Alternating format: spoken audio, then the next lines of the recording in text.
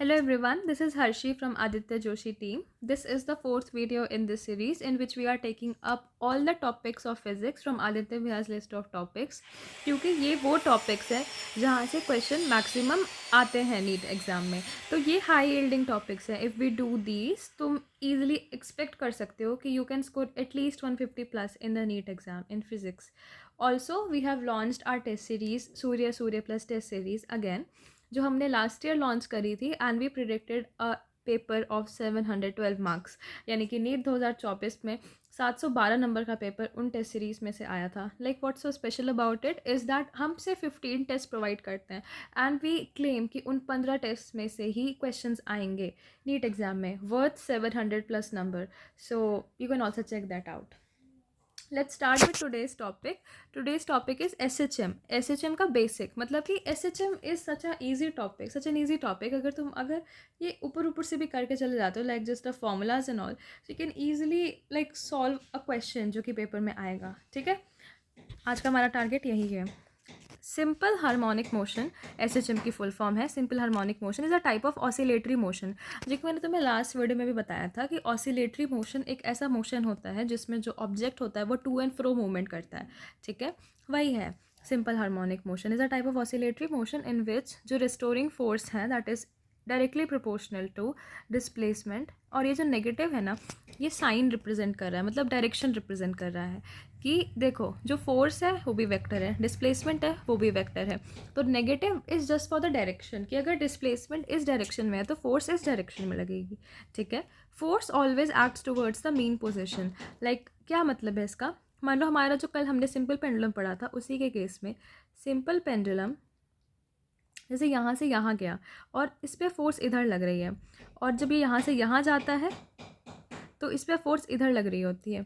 हमेशा force mean position की तरफ एक्ट कर रही होती है. How can you visualise this? देखो, जब वो इधर है और वो इधर से इधर गया तो वो एक टाइम जाने के बाद रुक गया. क्यों रुकेगा? मतलब कोई फोर्स उल्टी डायरेक्शन से उसको रोक रही होगी ना. If you have to stop a thing तो तुम उस पर ऑपोजिट डायरेक्शन से फोर्स लगाते हो. यही चीज़ यहाँ पे हमारा जो फोर्स है SHM वाला वो कर रहा है. तो इसलिए जो रिस्टोरिंग फोर्स है that is proportional to displacement but in the opposite direction. ठीक है, ऑल्सो जो मोशन है वो पीरियोडिक है and it follows a sinusoidal pattern. Conditions for SHM क्या है? A system undergoes SHM if the acceleration of the particle is directly proportional to its displacement x from the mean position. जो हमने यहाँ पे भी कहा था कि जो फोर्स है वो डायरेक्टली प्रोपोर्शनल है डिस्प्लेसमेंट के, और फोर्स किसके प्रोपोर्शनल होता है? एक्सेलरेशन के, है ना, from Newton second law of motion. तो इसलिए एक्सेलरेशन भी डायरेक्टली प्रोपोर्शनल होगा डिस्प्लेसमेंट के. Also the acceleration is always directed towards the mean position just like the force. Mathematically जो हमने ऊपर लिखा था फोर्स के लिए वही हम एक्सेलरेशन के लिए लिख सकते हैं. और अगर हम एक्सेलरेशन का वो हटाते हैं, मतलब जैसे कि ये एक प्रोपोर्शनैलिटी साइन है, इसको हटाते हैं और इक्वालिटी से वो मतलब करते हैं, तो यहाँ पे एक कांस्टेंट आता है. वो कांस्टेंट हमारे इस केस में क्या है? Omega square. Omega, if you remember last video में I discussed it is angular frequency. और इसका फॉर्मूला क्या होता था? Omega is equal to 2πf या फिर 2π/t.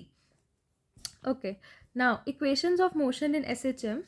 इक्वेशंस ऑफ मोशन जैसे हम लोग लीनियर इक्वेशन के लिए पढ़ते थे वैसे ही मोशन इक्वेशन ऑफ मोशन भी होती है SHM के केस में भी. थोड़ा सा डिफरेंस है बट दीज आर लाइक तुम इक्वेशन देख के मोशन पहचान सकते हो, इसलिए ये इक्वेशंस होते हैं. ठीक है, displacement of a particle in SHM at a time t is given by x is equal to a cos omega t plus five, या फिर cos की जगह साइन भी लिख सकते हो. ठीक है, cos और साइन दोनों चलता है. a sin omega t plus five. ठीक है, अब एक एक करके देखते हैं कि इस इक्वेशन में क्या क्या वेरिएबल्स हैं. जो a है that is the amplitude, that is the maximum displacement from the mean position. ठीक है, ओमेगा क्या था? Angular frequency which was equal to 2πf या 2π/t. और फाई क्या होता है हमारा? Phase constant that depends upon the initial conditions. क्या मतलब है इसका? जैसे मान लो यहाँ से शुरू ये x इज इक्वल टू 0, मेरा पॉइंट ये है, और जो पार्टिकल है वो x इज इक्वल टू 2 पे है और यहाँ से मोशन स्टार्ट कर रहा है अपना, तो यहाँ पे SHM करेगा ना वो, उसका मेन पोजीशन ये हो गया. तो ऑलरेडी कुछ डिफरेंस है, तो इसी को फाई रिप्रेजेंट करता है. ठीक है, फेज कॉन्स्टेंट कहते हैं इसको, जो कि इनिशियल कंडीशंस पे डिपेंड करता है. Now velocity and acceleration in SHM. Okay, velocity और acceleration when I want you to think about it as like जैसे तुम सिंपल जो लीनियर मोशन होता है उसकी करते हो, मोशन इन स्ट्रेट लाइन पे. इक्वेशंस होती है मोशन की. ऑल्सो जो वेलोसिटी होता है दैट इज़ वॉट dx/dt है ना, differentiation of x with respect to time, and acceleration is differentiation of velocity with respect to time. That is what we are gonna do here as well. मतलब एक universal formula है v is equal to dx/dt, वो हमारा इस case में भी लग रहा है. वेलोसिटी की डेफिनेशन तो पता ही है कि rate of change of displacement होती है, राइट. तो v is equal to dx/dt. x की वैल्यू हमें यहाँ से पता है, v लाइक डिफ्रेंशिएटेड. और अगर तुम्हें मतलब ये तो देखो नॉर्मल है कि a कांस्टेंट है, a ऐसे लिखा रहने दिया. अब cos omega T plus five का डिफ्रेंशिएशन करना है. cos का क्या होता है माइनस साइन लिख दिया. ओमेगा टी प्लस फाइव में से टाइम के साथ, क्योंकि हम टाइम वो कर रहे हैं डिफ्रेंशिएट, तो टी टाइम के साथ ओमेगा है, ओमेगा बाहर चला गया और ये हो गया ओमेगा टी प्लस फाइव, ऐसे रह जाएगा. तो ये क्या आ जाएगी -a omega sine omega T plus five. If you find this confusing just remember कि a वैसे ही रहेगा, कॉस है तो माइनस साइन हो जाएगा और अंदर से ओमेगा बाहर आ जाएगा, बस. ठीक है, ब्रैकेट सेम रहेगा पूरा, बट ऐसी चीज़ हो जाएगी. ठीक है, -a omega sine omega T plus five is the velocity which we calculate just by differentiating x with respect to time. Then maximum velocity कैसे निकालेंगे इस केस में. देखो, जब भी कोई साइन वाले फंक्शन आ जाते हैं ना, कोई भी साइन या कॉस वाले फंक्शन, तो इनको मैक्सिमम कैसे कर सकते हैं, जब हम इनकी वैल्यू 1 कर दें, क्योंकि इनकी मैक्सिमम वैल्यू 1 होती है. साइन की जो मैक्सिमम वैल्यू है वो क्या है 1. तो इसको 1 कर देंगे तो आंसर क्या हो जाएगा वी मैक्स का -a ओमेगा या फिर a omega if you are talking about the magnitude. Okay, then let's see the acceleration in SHM. Acceleration क्या होता है, rate of change of velocity है ना. तो ऑल्सो मैंने एक्सेलरेशन क्या बोला था, डबल डिस्प्लेसमेंट है ना, क्योंकि एक बार डिस्प्लेसमेंट कर मतलब एक डबल डिस्प्लेसमेंट नहीं, डबल डिफ्रेंसिएशन. अगर एक बार डिफ्रेंसिएशन करते हैं तो वेलोसिटी मिलती है, 2 बार करेंगे तो एक्सेलरेशन मिल जाएगा. इसको करते हैं और -ओमेगा² x आ जाता है, जो कि हमने ऊपर में भी किया था है ना, ये -ओमेगा² x वही चीज़ है. ठीक है, और a मैक्स की वैल्यू क्या हो जाएगी, a मैक्स की वैल्यू कब मैक्सिमम होगी एक्सेलरेशन की, ओमेगा तो चलो नहीं होगा चेंज है ना, पर ये x की जो वैल्यू है वो बढ़ती रहती है ना, डिस्प्लेसमेंट है ना x, और x की मैक्सिमम वैल्यू क्या होती है a. तो a मैक्स की वैल्यू होती है a ओमेगा². ठीक है, a ओमेगा², याद रख लेना. At mean position x is equal to 0, so acceleration is 0. Mean position पे हमारी x की वैल्यू 0 हो जाती है तो एक्सेलरेशन 0 हो जाएगा. और एक्सट्रीम पोजिशन पे x की वैल्यू मैक्सिमम है विच इज़ a, तो a की भी वैल्यू मैक्सिमम हो जाएगी. ठीक है, okay, let's see time period and frequency in SHM. Now time period का फॉर्मूला क्या होता है, 2π√m/k. ठीक है, ये एक स्प्रिंग सिस्टम के लिए होता है. जैसे कि मैंने तुम्हें लास्ट वीडियो में भी थोड़ा रिमाइंड करवाया था कि जो टाइम पीरियड होता है एक सिंपल पेंडुलम का, वो मास पर डिपेंड नहीं करता है, लेकिन स्प्रिंग वाले सिस्टम में it depends on the mass. So एक ये फॉर्मूला तुम्हें याद रखना है, 2π√m/k, where m is mass and k is the spring constant. ठीक है, फॉर अ स्प्रिंग सिस्टम.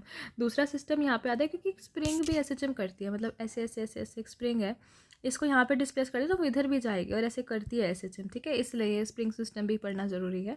और दूसरा क्या था, सिंपल पेंडुलम, जो कि हमने पढ़ लिया है ना, ये तो हमने पूरा का पूरा लास्ट वीडियो में कवर किया है. सो इफ़ यू वांट, मतलब तुम्हें और मतलब थर्ड वीडियो देखे तो तुम्हें इतनी क्लैरिटी नहीं आएगी, पर अगर तुम फोर्थ के बाद दोबारा थर्ड वीडियो देखते हो तो you like get more concept clear. ठीक है, टाइम पीरियड की वैल्यू क्या है, 2π√L/g for a simple pendulum. Now energy in SHM, like I have covered this पिछली वीडियो में. मैंने बहुत अच्छे से बताया था कि सिंपल पेंडुलम के केस में क्या सीन होता है, वही सीन एसएचएम में होता है, बिकॉज वहाँ पे सिंपल पेंडुलम एसएचएम एक्सर्ट कर रहा होता है. Let's see it again. Total mechanical energy E is equal to constant in SHM. Obviously क्योंकि हमने एक सिस्टम ऐसा लिया है जहाँ पे कोई भी फ्रिक्शन वगैरह नहीं है, तो टोटल एनर्जी क्या रहेगी, कॉन्स्टेंट रहेगी. तो और टोटल मैकेनिकल एनर्जी क्या होती है, kinetic energy plus potential energy which will be constant. इसको हम ई मान रहे हैं. ठीक है, टोटल मैकेनिकल एनर्जी को. के ई की वैल्यू क्या होती है, ½ mv². पोटेंशियल एनर्जी क्या होती है, ½ kx². ये फॉर्मूला स्प्रिंग में पढ़ाया जाता है ना, ये तो नॉर्मल है, सबको आता होता है. अब मेन पोजीशन पे के ई मैक्सिमम होता है, ये भी मैंने लास्ट वीडियो में कवर किया था. जैसे जब यहाँ पे आते हैं कोई चीज़, जैसे यहाँ से गई, यहाँ पे जो रुक जाता है ना एक्सट्रीम पोजीशन पे जाके, तो वहाँ पे पोटेंशियल एनर्जी मैक्सिमम होती है, काइनेटिक एनर्जी 0 हो जाती है. पोटेंशियल एनर्जी मैक्सिमम क्यों होती है, क्योंकि वो एक सर्टेन हाइट पे पहुँच गया है ना, तो इसलिए उसकी पोटेंशियल ज़्यादा हो जाती है. जब ये वापस आता है तो इसकी कुछ बहुत वेलोसिटी होती है, तो वेलोसिटी ज़्यादा है तो काइनेटिक एनर्जी भी यहाँ पे क्या होती है, मैक्सिमम होती है. तो मेन पोजीशन पे काइनेटिक एनर्जी इज़ मैक्सिमम और एक्सट्रीम पोजीशन पे पोटेंशियल एनर्जी इज़ मैक्सिमम. ये भी याद रख लेना, बहुत इंपॉर्टेंट चीज़ है. और किसी भी पोजीशन पे अगर मुझे एनर्जी बतानी हो तो मैं कैसे बताऊंगी, हाफ के a square. Is it hard? No. इस वाले फॉर्मूले में जो पी का फॉर्मूला है हाफ के एक्स स्क्वायर, इसमें बस एक्स की जगह ए डाल दो और एनर्जी की वैल्यू आ जाएगी हाफ के ए स्क्वायर। ठीक है, ग्राफिकल रिप्रेजेंटेशन इन एसएचएम। अब इससे भी कभी कभी क्वेश्चंस आ जाते हैं तो इसको देख लेते हैं।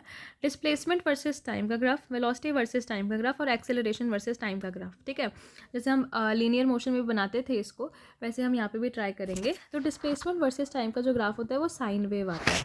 साइन वेव कैसी होती है, जो ऐसे नीचे से शुरू होती है ना, ये वाली वेव है साइन वेव, और ये पॉजिटिव में है पहले फिर नेगेटिव में है, तो ये हमारा किसकी वेव है, डिस्प्लेसमेंट की वेव है। फिर आती है वेलोसिटी वर्सेस टाइम, इसकी कोसाइन वेव होती है, जैसे कि देखा ही ऊपर में है ना, अगर हमने कॉस से शुरू किया तो हम साइन पे आते हैं, वैसे ही चीज़ है। ठीक है, तो वेलोसिटी वर्सेस टाइम की कैसी वेव है, कोसाइन वेव, ये वाली wave cosine wave. Why? Because यहाँ पे हम लोग ज़ीरो लेते हैं और तुम्हें पता ही होगा कि जो कॉस 0 डिग्री होती है उसकी वैल्यू होती है 1, है ना, इसलिए ऐसे ग्राफ बना। और एक्सेलरेशन वर्सेस टाइम का ग्राफ साइन वेव ही होता है, मतलब डिस्प्लेसमेंट जैसा ही होता है, बट ऑपोजिट फेज में होता है डिस्प्लेसमेंट के, है ना, क्योंकि हमने क्या पढ़ा था, acceleration is inversely directly proportional to negative of X. तो अगर एक्स की जैसे ग्राफ बनता है इसका, बट नेगेटिव डायरेक्शन में, उल्टे डायरेक्शन बनता है, तो इसके ये वाला ग्राफ जो बनता वो किसका बनता है, एक्सेलरेशन का। ठीक है, okay. Now examples of SHM, हम एक एग्जाम्पल कर चुके हैं सिंपल पेंडुलम, जिसमें उसका एम्पलीट्यूड भी लिमिटेड होता है, तो यानी कि स्मॉल एंगल्स थीटा के लिए सिंपल पेंडुलम है। मास स्प्रिंग सिस्टम है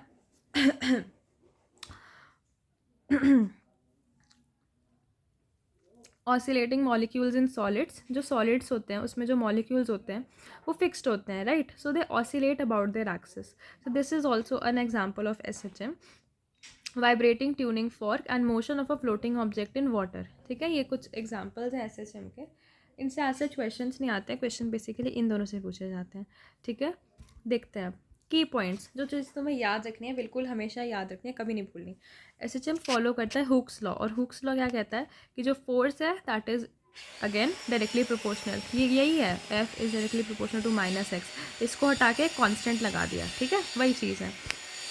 displacement, velocity and acceleration are sinusoidal function, जैसे कि हमने देखा कि साइनोसॉइडल ग्राफ्स ही कहते हैं इन सबको, तो ये साइनोसॉइडल फंक्शंस हैं। Phase difference between displacement and velocity is π/2। अब ये फेज डिफरेंस की क्या बात कर दी इन्होंने, जैसे ये डिस्प्लेसमेंट है, अगर डिस्प्लेसमेंट ये मतलब कि डिस्प्लेसमेंट 0 है तो वेलोसिटी 1 है। ठीक है, और इनके बीच का फेज डिफरेंस कितना है, 90 डिग्री का, है ना, क्योंकि जब ये नीचे आ रहा है तो ये ऊपर जा रहा है, तो लाइक 90 डिग्री का डिफरेंस है, और 90 डिग्री को रेडियंस में π/2 कहते हैं। ठीक है, इसलिए phase difference between velocity and acceleration is pi. Okay, phase difference वैसे भी हम इससे निकालते हैं, जैसे कि हमारी इक्वेशन में ये होता है ना, फेज कांस्टेंट, इसको इनके डिफरेंसेस को हम फेज डिफरेंस कहते हैं। तो तुम याद भी रख सकते हो कि वेलोसिटी और डिस्प्लेसमेंट के बीच का π/2 होता है, और वेलोसिटी और एक्सेलरेशन के बीच का पाई होता है, यानी कि 180 डिग्री। ओके, अब हम क्वेश्चंस करते हैं। I have covered most PYQ, जिनसे हमारे सारे मतलब कॉन्सेप्ट्स फिर से एक बार रिवाइज हो जाए। ओके, तो 2024 का क्वेश्चन है हमारे पास सबसे पहले, if x is equal to 5 sin πt plus π/3 metre, ये हमारी x इज इक्वल टू क्या होती थी, 5 sin ω t प्लस 5, है ना, वही है 5 sin ω t plus 5 metre, represents the motion of a particle executing simple harmonic motion. इसका एम्पलीट्यूड बताना है और इसका टाइम पीरियड बताना है मोशन का। देखो general equation a sin ω t plus 5, हमारी इक्वेशन है 5 sin πt प्लस π/3, है ना। अब इससे कंपेयर करना है, तो एक्सेलरेशन कितनी हो जाएगी, 5 मीटर, सेंटीमीटर वाले ऑप्शन काट दो, सेंटीमीटर नहीं होती है, मीटर है यहाँ पे, 5 मीटर होगी, तो या तो ऑप्शन 1 हो सकता है या फिर 2 हो सकता है। तो चलो टाइम पीरियड निकालते हैं अब। ठीक है, ऐसे एलिमिनेशन करना सीखो साथ साथ में यूनिट्स देख के। By comparing the wave equation, हमारी ए की वैल्यू तो 5 मीटर आ गई, और ओमेगा की वैल्यू पाई आई, पाई रेडियन पर सेकेंड, और टाइम पीरियड क्या होता है, 2π/ω। ये कब हुआ, देखो जो ओमेगा होता है वो होता है 2π/t, तो टाइम पीरियड क्या हो जाएगा, 2π/ω, 2π/ω which will be equal to 2π/π, क्योंकि यहाँ पे ओमेगा की वैल्यू पाई है। Solve this out and we get the answer as 2 seconds. तो हमारा क्या हो गया, option number 1 is correct, 5 metre and 2 seconds. I hope this was clear. तो इस क्वेश्चन से तुम्हें क्या सीखना है कि जनरल इक्वेशन से कैसे हमें जो गिवन इक्वेशन उसे कंपेयर करना है, और जो रिलेटेड वेरिएबल्स हैं उनको कंपेयर करके जो हमसे क्वेश्चन में पूछा है वो निकालना है। ठीक है, then let's see question number 2। ये अच्छा क्वेश्चन है। मतलब इससे कॉन्सेप्ट तो क्लियर हो जाएंगे. If T1, T2, T3, T4 and T5 represent the tension in the string of a simple pendulum when the bob is at the left extreme, right extreme, mean, any intermediate left and any intermediate right positions respectively, then which of the following relations are correct? क्या लिखा है इसमें English देखो. इसने बोला है कि T1 जो है वो है पोजीशन लेफ्ट एक्सट्रीम पे. ठीक है, यहाँ पे जो है वो टेंशन जो है स्ट्रिंग में दैट इज़ T1. T2 है राइट एक्सट्रीम पे, T3 है बिल्कुल बीच में, T4 है अगर लेफ्ट में मैं इंटरमीडिएट पोजीशन पे हूँ, और T5 है जब मैं राइट में इंटरमीडिएट पोजीशन पे हूँ. ठीक है, तो which of the following relations are correct, हमें इनमें से बताना है और ये सारे ऑप्शन चूज़ करने हैं. ऐसे क्वेश्चंस बहुत आए हैं प्रीवियस ईयर्स में, तुम देखोगे तो थोड़ा ऐसे क्वेश्चन भी करने की ट्राई करो बार बार. PYQs जितने हो सकते हैं उतने ज़्यादा लगाओ. After completing a video from this particular topic जो है, उसके बाद उस चैप्टर के या फिर उस टॉपिक से खुद PYQs लगाया करो सारे. ठीक है, ठीक है, तो हम देखते हैं हमें क्या चूज़ करना है. Which of the following relationships are correct, कि T1 T2 के बराबर है, T3 T2 से ज़्यादा है. चलो देखते हैं, पहले हम इंडिविजुअल बनाते हैं. तो ये बॉब है ना, सिंपल पेंडुलम का, और इसमें T3 इधर लग रहा है, ये इसकी मीन पोजीशन है. मीन पोजीशन पे इसका FBD बना रहे हैं. इसकी mg नीचे की तरफ लग रही है और वेलोसिटी मतलब इसकी इस तरफ है क्योंकि ऐसे जा रहा है फिर ऐसे जाएगा. ठीक है, तो ये है. तो अगर इसको सॉल्व करें, वर्टिकल डायरेक्शन में दो फोर्सेस हैं T3 और mg, और T3 ऊपर वाली डायरेक्शन को पॉजिटिव ले रहे हैं, नीचे वाली को नेगेटिव ले रहे हैं. तो T3 minus mg will be equal to mv²/L. ये कैसे लगाया, देखो ये सेंट्रीपिटल फोर्स है, ये ऐसे करके जा रहा है, तो इसका जो फॉर्मूला होता है वो होता है mv²/L. तो वैसे करके लिखा है. ठीक है, ये याद रखना स्ट्रिंग्स वाले केस में. तो इसको सॉल्व करेंगे, हमारी T3 की वैल्यू इतनी आ गई. अब निकालते हैं T5 की value. T5 is at particular angle theta, क्योंकि थीटा एक इंटरमीडिएट एंगल है. If we solve this out, देखो mg नीचे लग रहा है इस पर. अब मैंने यहाँ से एक पैरेलल लाइन खींची और इसका एंगल कितना हो जाएगा वर्टिकल से, यहाँ से भी वर्टिकल, यहाँ से वर्टिकल, एंगल इज थीटा. तो अगर मैं mg का कॉम्पोनेंट लूँ थीटा वाली डायरेक्शन में तो मिल जाएगा mg cos थीटा, और ये वापस आ रहा है यानी कि इसकी इस तरफ लग रही है mv²/L. ठीक है, तो देखते हैं. T5 minus mg cos theta is equal to mv²/L. तो T5 की वैल्यू कितनी हो जाएगी, mg cos theta plus mv²/L. Okay, अब हमें T3 पता है, T5 पता है, कंपेयर करते हैं. mg plus mv²/L, mg cos theta plus mv²/L. Now theta has got some value and cos theta की जो भी वैल्यू हो यहाँ पे वो है ही नहीं, तो यानी कि ये हमेशा बड़ा ही रहेगा, क्योंकि cos थीटा की मैक्सिमम वैल्यू 1 हो सकती है, जो कि इस केस में है, इस केस में नहीं है. तो T5 T3 से नहीं, मतलब बड़ा नहीं होगा, T3 ही हमेशा T5 से बड़ा होगा. कोई ऐसा ऑप्शन है जिसमें T5 बड़ा है T3 से, तो हम उसे एलिमिनेट कर सकते हैं इससे. As we are moving away from mean position, velocity of the bob decreases and theta also increases. So cos theta decreases हमेशा ही केस में. क्यों, क्योंकि जैसे ही हम लोग मतलब इस पोजीशन से मीन से एक्सट्रीम जा रहे हैं तो वेलोसिटी कम हो रही है. वेलोसिटी कम हो रही है तो थीटा बढ़ रहा है, मतलब दूर जा रहा है तो थीटा बढ़ रहा है. थीटा बढ़ेगा तो cos थीटा की वैल्यू कम हो जाएगी, है ना. cos थीटा का उल्टा चलता है थीटा बढ़ने से. cos theta decreases also. अब जैसे कि हमें कंपेयर करना है किस किस के बीच में, T5 और T2 बोला है हमको. T2 कहाँ है, यहाँ पे मैक्सिमम है. T2 में सबसे बड़ा थीटा है तो यहाँ पे तो सबसे कम होगी ना, तो T5 T2 से तो बड़ा ही है. चलो ठीक है, तो ये सही है, T5 T2 से बड़ा है, क्योंकि जैसे जैसे थीटा बढ़ेगा वैसे वैसे cos थीटा कम हो जाएगा, तो वैल्यू कम होती जाएगी ये वाली इक्वेशन यूज़ करके. ठीक है, तो T5 T2 से बड़ा है, तो हमारा ये सही हो गया, E सही है. अब देखते हैं E किस में गिवन है, इन दोनों में गिवन है, हम इन दोनों से कंसिडर करना है, ये दोनों गलत हो गए हमारे. अब A या फिर C देख लेते हैं, A या फिर C. T1 की वैल्यू T2 के बराबर है. देखो तुम सिमेट्री से देख सकते हो कि हाँ T1 की वैल्यू T2 के बराबर ही है, क्योंकि दोनों एक्सट्रीम पोजीशन पे हैं. बट इसको देखते हैं, due to symmetry in figure T1 is equal to T2. Like this was easy कि T1 और T2 बराबर ही होंगे क्योंकि सिमेट्री है. तो A भी सही है, तो आंसर हो जाएगा ABE. ठीक है, अगर तुम्हें कोई भी डाउट हो क्वेश्चन में तो you can drop the doubt in the comment section, I reply. तो ये हमारा क्वेश्चन हो गया. थर्ड क्वेश्चन है, a particle executing simple harmonic motion with amplitude A has the same potential and kinetic energy and displacement. अब इसके लिए ना I want you to remember that graph I showed you about the energies. ऐसा मैंने कुछ बनाया था graph ऐसे करके लास्ट वीडियो में, आई एक्सप्लेन्ड इट एज वेल, जिसमें से ये वाला जो ग्राफ है मैक्सिमम कौन होता है, इधर PE है और ये वाला KE है. ठीक है। इसने बोला है कि ये वाला पॉइंट है जहाँ पे काइनेटिक एनर्जी और पोटेंशियल एनर्जी दोनों सेम है, तो इसमें डिस्प्लेसमेंट क्या होगी, डिस्प्लेसमेंट की वैल्यू क्या है। Particle executing simple harmonic motion with amplitude है as the same potential at the displacement. Okay, so देखते हैं। पोटेंशियल एनर्जी का फॉर्मूला होता है m omega square y square by 2 और काइनेटिक एनर्जी का होता है m omega square a square minus omega square a square minus y square by 2। ठीक है, मतलब वही है, m omega square by 2 constant है, जैसे हम लिखते थे ना हाफ एम वी स्क्वायर, तो वही है M V square by 2। V यहाँ पे क्या है, एंगुलर फ्रीक्वेंसी। ठीक है, वही चीज़ है, बस यहाँ पे वाई स्क्वायर और आ गया, यहाँ पे ए स्क्वायर माइनस वाई स्क्वायर आ रहा है। काइनेटिक एनर्जी पोटेंशियल एनर्जी के बराबर है, यानी कि ये दोनों चीज़ें बराबर है। इनको इक्वेट करा, हमें पता चला कि a square minus omega y square is equal to y square. We solve this out कैसे, a square will be equal to y square, 2y square is equal to a square, y square is equal to a square by 2, y की वैल्यू आ गई a by root 2, तो ए by root 2 पे होता है ये। इसको याद भी रख सकते हो कि एक ऐसी पोजीशन जहाँ पे काइनेटिक एनर्जी और पोटेंशियल एनर्जी सेम होती है, that is A by root 2। ठीक है, ओके। फोर्थ क्वेश्चन है, the two dimensional motion of a particle described by R is equal to this is a parabolic path, elliptical, periodic या फिर simple harmonic motion. तुम देख रहे हो पिछले साल कितने ज़्यादा क्वेश्चन आए हैं एसएचएम से, कितने, मतलब 1 2 3 4 क्वेश्चन तो मैंने इसी वीडियो में करा दिए हैं, तो काफ़ी क्वेश्चन हैं and just by SHM and you can easily do it अगर तुम्हें कुछ चीज़ें आती हो तो। और ये मैचिंग वाले आए हैं तो ये प्रैक्टिस ज़रूर करना है। ठीक है, आर की वैल्यू दे रखी है i cap plus 2 j cap a cos omega T.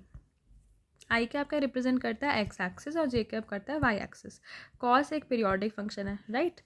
तो यहाँ पे हमें कुछ लिख रहा है parabolic path, elliptical path, periodic motion. Obviously cos आ गया तो पीरियोडिक तो हो गई, तो सी तो होना ही चाहिए, सी सब में ही दे रखा है इसलिए। ठीक है, हम एलिमिनेट नहीं कर सकते इससे। अब देखते हैं, देखो जब आर वेक्टर दिया है ना, मतलब ये वाली जो चीज़ है ना, सिर्फ ये वाली देखना, ये वाली चीज़ हमारे एक्स एक्सिस के मोशन को रिप्रेजेंट करती है और ये वाली चीज़ हमारे वाई एक्सिस के मोशन को रिप्रेजेंट करती है। तो उसको अलग अलग लिख लेते हैं कि ये हो जाएगा ए कॉस ओमेगा टी और ये हो जाएगा वाई हो जाएगा 2a कॉस ओमेगा टी। ठीक है, पूरा ये सेम रहने दो, मल्टीप्लाई कर दो इससे और इससे, डिफरेंट एक्स आ गया, वाई आ गया। अब वाई की वैल्यू, वाई देखो क्या है, ए कॉस ओमेगा टी एक्स है, तो वाई की वैल्यू 2x है यहाँ पे, है ना। और y is equal to 2x क्या होता है, स्ट्रेट लाइन ग्राफ होता है, तो y is equal to mx, जहाँ पे m स्लोप होता है, ये स्ट्रेट लाइन ग्राफ बनता है, राइट। जो हमने पहले पढ़ी होती है ना स्ट्रेट लाइन वगैरह की इक्वेशन, वही यहाँ पे लगानी है। y is equal to 2x is a straight line graph. और एसएचएम क्या होता है, एक्सेलरेशन डायरेक्टली प्रोपोर्शनल होता है inverse negative of r dash, right. तो यहाँ पे वेलोसिटी क्या हो जाएगी, ये है डिस्प्लेसमेंट। यहाँ पे हमने वेलोसिटी निकाली i cap plus 2j cap a, cos को क्या लिख देते हैं डिफ्रेंसिएशन करने के बाद, कैसे निकाल रहे हैं velocity, velocity is being calculated by dx by dt। तो i cap plus 2j cap a cos omega t को क्या लिखता है minus sine omega t into omega. मैंने बताया ना, ए को वैसे ही रहने दो, कॉस को कर दो माइनस साइन और ओमेगा अंदर से बाहर निकाल के बाहर डाल दो। ठीक है, ओमेगा ऐसी। और एक्सेलरेशन होता है D V by D T, इसका फिर डिफ्रेंसिएशन करेंगे, इसको ऐसे रहने दो ए। अब माइनस साइन माइनस कॉस होगा, क्योंकि साइन का कर दो तो कॉस होता है, माइनस साइन का करेंगे तो माइनस कॉस हो जाएगा, माइनस कॉस ओमेगा टी, और ये फिर से ओमेगा बाहर निकला तो ओमेगा स्क्वायर। ठीक है, ओमेगा स्क्वायर अब एक कॉन्स्टेंट है और ये चीज़ हमारी आर है। देखो आई के plus 2j cap a cos omega T, ये वो वाली डेरिवेशन है जो मैंने ऊपर नहीं करी थी क्योंकि मैंने इस क्वेश्चन में करी थी। देखो हमने क्या पढ़ा था, what was the formula for acceleration again, minus omega square X, this is how we derive it, we derived it, right, minus omega square X, ये डिस्प्लेसमेंट, राइट, डिस्प्लेसमेंट वेक्टर वही है। तो ए हमने डिराइव कर दिया माइनस ओमेगा स्क्वायर एक्स, तो हमारा acceleration जो है वो इन्वर्सली प्रोपोर्शनल है, डायरेक्टली प्रोपोर्शनल है, सॉरी डायरेक्टली प्रोपोर्शनल है हमारे डिस्प्लेसमेंट से, बट नेगेटिव डायरेक्शन में। And this is the condition for SHM. So we have periodic motion and simple harmonic motion. Parabolic और इलिप्टिकल पाथ नहीं होगा, तो answer is fourth option C and D only. ठीक है, अब इस क्वेश्चन में तुम्हें उल्टा चलना था क्योंकि तुमसे पूछा है कि सिंपल हार्मोनिक मोशन हो सकता है कि नहीं हो सकता है, तो तुम कंडीशन निकालोगे कि कंडीशन क्या होती थी सिंपल हार्मोनिक मोशन होने की, क्या होती थी कि एक्सेलरेशन डायरेक्टली प्रोपोर्शनल है नेगेटिव ऑफ डिस्प्लेसमेंट के. That is what we proved out here acceleration निकाल के through differentiation, double differentiation of the given r vector. And we saw कि ये डायरेक्टली प्रोपोर्शनल तो है, ये वाला रिलेशन फॉलो हो रहा है, तो हमारा SHM है. यहाँ से हमने देखा था कि ये स्ट्रेट लाइन ग्राफ है, तो पैराबोलिक और इलिप्टिकल नहीं होता. ठीक है, so the answer is C and D only. Okay, ये क्वेश्चन देखो. अब क्वेश्चन नंबर 5 ये कह रहा है कि डिस्प्लेसमेंट टाइम ग्राफ दे रखा है पार्टिकल का जो SHM कर रहा है. एक्सेलरेशन ऑफ द पार्टिकल है t=2 सेकेंड. इस ग्राफ को देख के हमें एक्सेलरेशन बतानी है यहाँ पे t=2 सेकेंड्स पे. ठीक है, अब देखो एक्सेलरेशन का क्या फॉर्मूला होता है, हमें पता है क्या होता है.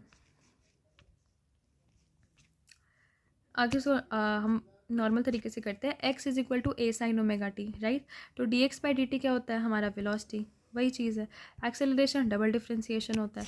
इसका डबल डिफ्रेंशिएशन करेंगे तो हमारा आ जाएगा -a² sin ωt. और -a sin ωt क्या होता था, x. तो a हमारा एक्सेलरेशन क्या होता है, -ω² x. ये मैंने बार बार इसलिए लिखा ताकि तुम्हें याद हो जाए बिल्कुल ही. ठीक है. नाउ अकॉर्डिंग टू क्वेश्चन हमें एक्सेलरेशन दे रखी है, कितनी दे रखी है, एक्सेलरेशन नहीं सॉरी कि हमें एक्सेलरेशन तो निकालनी है. हमें एम्पलीट्यूड दे रखा है 1 मीटर का. ये है ना मैक्सिमम कितना जा रहा है, 1 मीटर तक. तो amplitude is given 1 metre and omega is 2π/t. तो टाइम पीरियड की वैल्यू कितनी है, देखो टाइम पीरियड क्या होता है, यहाँ से लेकर यहाँ तक ये पूरी वेव बनती है ना, ये जितने टाइम में बन रही है उसे कहते हैं टाइम पीरियड. और ये कितने टाइम में बन रही है, 8 सेकेंड में. तो टाइम पीरियड क्या है, 8 सेकेंड है. तो वही हमने यहाँ पे पुट किया 2π/t में 8, कैलकुलेटेड आउट π/4, ओमेगा की वैल्यू π/4. और हमें एक्सेलरेशन निकालनी है एट टाइम = 2 सेकेंड्स. ठीक है, तो इसको हम वापस इसमें डालेंगे, पुट इन दिस. तो एक्सेलरेशन एम्पलीट्यूड की वैल्यू इज़ 1, ओमेगा स्क्वायर डालना है, इसको स्क्वायर करो π/4 का square π² 16 sin omega is what, π/4, time is 2 seconds.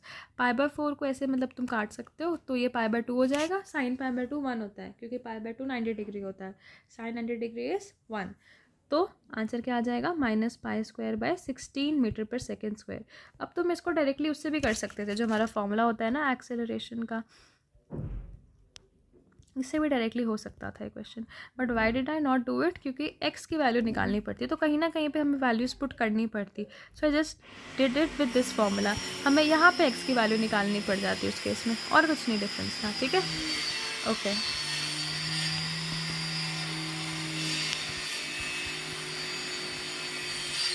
Now question number 6 is कि फेज डिफरेंस जो है between displacement and acceleration of a particle in a simple harmonic motion कितना होता है डिस्प्लेसमेंट और एक्सेलरेशन के बीच का. इफ़ यू रिमेंबर मैंने वेलोसिटी और एक्सेलरेशन के बीच का याद करवाया था तुमको. अब देखते हैं डिस्प्लेसमेंट और एक्सेलरेशन के बीच का. Displacement a sin ωt, acceleration a sin ωt + phi. तो the phase difference is of phi radian. ठीक है, sorry pi radian not phi. ωt + phi होता है, और यहाँ पे जो phi है phase difference that is equal to पाई.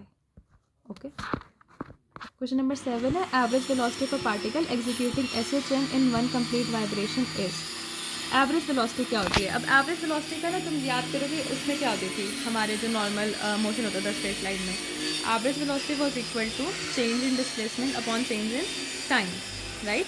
तो यहाँ पे डिस्प्लेसमेंट चेंज ही नहीं हुई है. 1 कंप्लीट वाइब्रेशन का मतलब है कि वो यहाँ से यहाँ गया, यहाँ से यहाँ गया, यहाँ से यहाँ गया, और यहाँ पे वापस आ गया. तो 1 कंप्लीट वाइब्रेशन में उसकी डिस्प्लेसमेंट चेंज ही नहीं हुई, तो एवरेज वेलोसिटी इज 0. अब तुम मार्क कर दो कि यहाँ पे कुछ और क्वेश्चन, पर यहाँ पे मतलब कोई और ऑप्शन बट नहीं. In this case displacement is 0, so the V average is 0. Okay, और सारे क्वेश्चन में देखते हैं कि हमें क्या क्या चीज़ें याद रखनी है. इस क्वेश्चन में तुम्हें बस कंपेयर करना आना चाहिए था एक जनरल इक्वेशन जो a sin ωt + phi होती है, और जो तुम्हें गिवन इक्वेशन है उसे कंपेयर करके तुम वेरिएबल्स कैसे निकाल सकते हो. दूसरे क्वेश्चन तुमने ये सीखा कि जो इनके बीच में टेंशन्स होते हैं, इनके बीच का क्या रिलेशन होता है. ठीक है, तो you can easily calculate this out. यहाँ पे तुमने FBD का यूज़ किया, तो FBD का कॉन्सेप्ट रिवाइज हुआ तुम्हारा, ये आया सेंट्रीपिटल फोर्स वाला चीज़, और बस यही एक ये चीज़ और रिवाइज हुई. तो बस ये 3 इंपॉर्टेंट चीज़ें, एक FBD, ये और ये और सिमेट्री यूज़ करी तुमने, बस यही है. थर्ड क्वेश्चन में क्या इंपॉर्टेंट है, ये फॉर्मूला जो कि मैंने तुम्हें याद रखने का, मतलब 2-3 फॉर्मूले होते हैं इसमें, तो वैसे ही है ये। हाफ mv² होता था काइनेटिक एनर्जी का फॉर्मूला, उससे याद रखना है mv²/2। यहाँ पे v क्या होगा, ओमेगा², और एक ये चीज़ और है y² और a² - y²। ठीक है, ये याद कर लो, ये फॉर्मूले याद करने हैं बस। ये भी मेरी क्वेश्चन भी याद कर सकते हो, ये वाला तो तुम्हें टिप पे होना चाहिए तुम्हारी, कि जहाँ पे काइनेटिक एनर्जी पोटेंशियल एनर्जी के बराबर होती है, वो वाली पोजीशन होती है a/√2। ओके, हाँ ये क्वेश्चन बहुत अच्छा था। इसमें तुम्हें आना चाहिए था कि एक अगर तुम्हें एक डिस्प्लेसमेंट वेक्टर दे रखा होता है तो तुम उसको कैसे उसके कंपोनेंट्स में तोड़ के लिखोगे, एक्स और वाई वाले। जैसे इस केस में सिर्फ एक्स और वाई, यहाँ पे कोई के कैब होता तो जेड कंपोनेंट भी होता है इसका, है ना। तो इसको एक्स और वाई में तोड़ के लिखोगे, फिर इनके बीच में एक रिलेशन सेट करोगे ताकि तुम्हें पता चले कि कैसा ग्राफ है, स्ट्रेट लाइन है, पैराबोलिक है, एलिप्टिकल है ना। अलग अलग इक्वेशंस होती हैं उनकी, सर्कल है, x²/r² + ऐसे करके कुछ होती है सर्कल की इक्वेशन, तो वैसी चीज़ है। ओके, फिर हमने SHM की कंडीशन देखी, क्योंकि SHM की कंडीशन ये होती है, तो हमने प्रूव किया कि ये हाँ है, तो कंडीशन SHM की है ना। हम देख के भी कर सकते थे थोड़ा, तो ठीक है, cos ω t था, पर ओके वी डिड इट।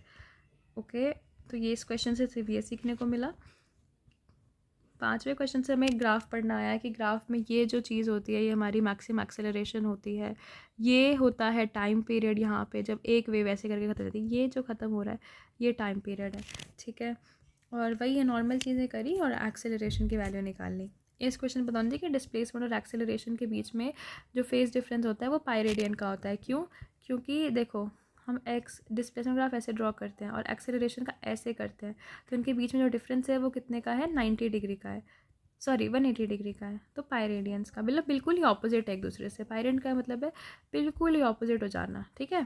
तो ये चीज़ है, तो ये चीज़ तुम्हें याद रहनी चाहिए।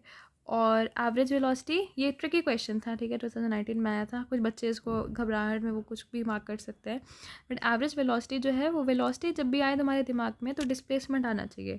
और इस केस में वन कंप्लीट वाइब्रेशन, पूरा क्वेश्चन पढ़ो एक तो, वन कंप्लीट वाइब्रेशन हो रही है, यानी कि डिस्प्लेसमेंट तो हो ही नहीं रही है, तो डिस्प्लेसमेंट नहीं तो वेलोसिटी कहाँ से आएगी, ठीक है। तो v average is equal to 0, average velocity 0, but वहाँ पे एक पर्टिकुलर इंस्टेंट पे वेलोसिटी होगी, इंस्टेंटेनियस का हम लोग फॉर्मूला लिखते हैं, लेकिन average will be 0। Okay, thank you.